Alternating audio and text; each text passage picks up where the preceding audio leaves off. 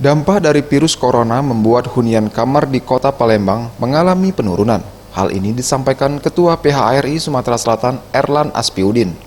Ia mengatakan, sebagai salah satu kota yang memiliki destinasi wisata Pulau Kemarau, membuat wisatawan yang datang selama adanya virus corona ini mengalami penurunan, terutama saat perayaan Cap Gome.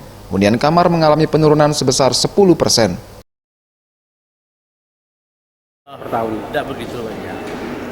Jadi kita memang sebenarnya momen kemarin momen Imlek Ya, Cap Gome. karena ada kebijakan tidak menerima tamu dari Cina itu ya agak menurun dikit lah. Berapa persen turun Tidak banyak.